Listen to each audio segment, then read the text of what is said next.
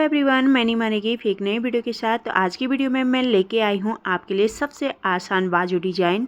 इसका final look कुछ इस तरह से आएगा। साथ ही ये बहुत ही कम टाइम में बन के तैयार हो जाता है। चलिए इसे बनाना शुरू करते हैं। तो वीडियो के लास्ट तक बने रहिए ताकि आपको किसी भी तरह का डाउट ना हो। डिजाइन को आप कुर्ती के बाजू पे या ब्लाउज के बाजू पे किसी पे भी निकालिए, बहुत ही सुंदर लगता है। तो हमारा बाजू वाला कपड़ा है उसे हमें ले लेना है। इसे हमें इस तरह से डबल कर लेना है।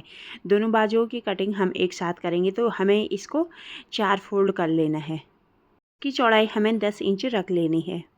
हमें कपड़े को इस साइड से सीधा कर लेना है। जितना भी कपड़ा हमारा टेढ़ा मेढ़ा है तो हमें इस लाइन से सीधा कर लेना है, बाद में हम कट कर लेंगे।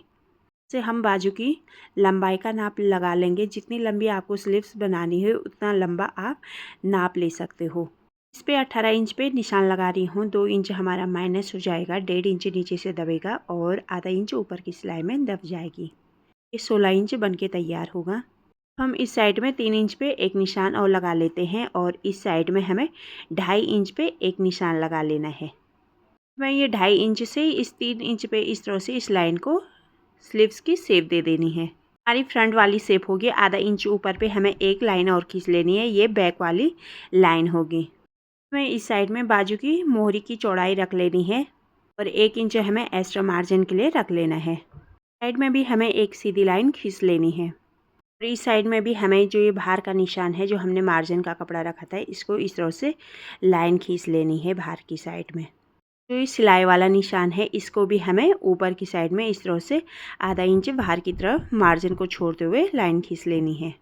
हमने जो बाहर का निशान लगाया है ठीक इसके ऊपर से हमें बाजू की कटिंग कर लेनी है। इस तरह से हमारी ये दोनों बाजू की कटिंग एक साथ हो जाएगी। जिस तरह से हम नॉर्मल बाजू की कटिंग करते हैं सेम उसी तरह से हमारी पहले ये बाजू की कटिंग कर लेनी है। अब हमें बाजू को इस तरह से डबल करने के बाद इसके सेंटर से भी कट कर लेना है।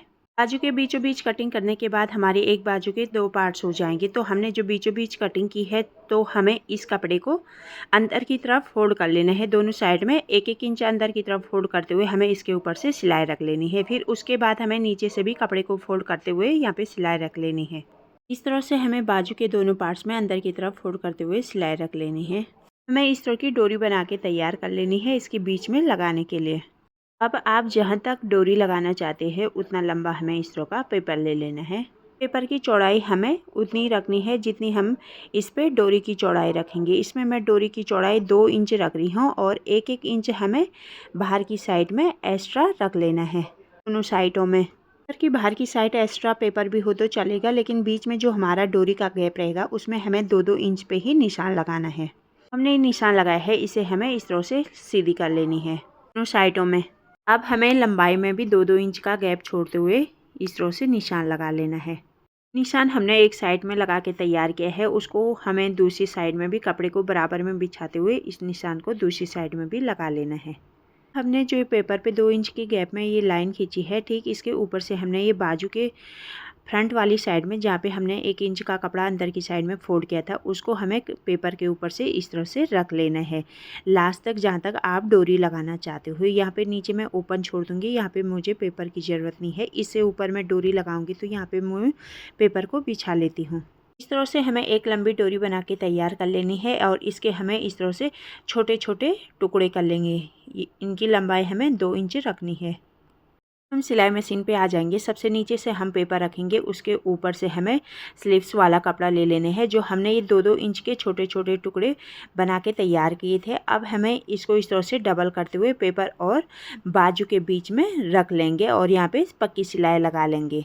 इन डोरियों को हमें वहाँ पे रखना है जो हमने बाजू पे 2-2 इंच की दूरी पे निशान लगाया था, ठीक उसके सामने इन डोरियों को रखेंगे और पक्की सिलाई को लगाते हुए इस साइड में को कंप्लीट कर लेंगे। कि हमें इस बात का ध्यान रखना है जो हमने पेपर पे 2-2 इंच की दूरी पे सीधी लाइन खींची थी, इसी सीधी लाइन के ऊपर से हमें इस कपड़े को रखते हुए सिलाई रखनी है और कपड़े पे जो हमने 2-2 इंच की दूरी पे निशान लगाया था इस निशान के ठीक सामने पे हमें इन डोरी को डबल करते हुए पक्की सिलाई लगाते हुए इस साइड की सिलाई को पूरी कंप्लीट कर लेनी है। इस तरह से हमें डोरी को डबल करते हुए इस साइड के पार्ट के साथ सिल लेना है।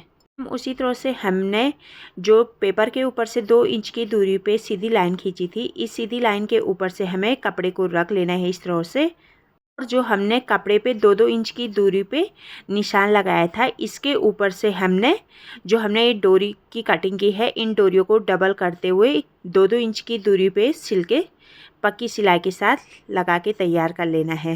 इसी तरह से हम इस साइड में भी पूरी डोरी लगा के तैयार कर लेंगे। तो से हमें बाजू पे डोरी लगा के तैयार कर लेनी है। जो डोरी लगेगी हमारी बिल्कुल दोनों साइड में आमने सामने लगेगी। इसके बीच के लिए हमें अलग सी डोरी बना के तैयार कर लेनी है। हमने डोरी बनाई थी, हमें इसके अंदर डाल के इस तरह से डिजाइन बना लेना है।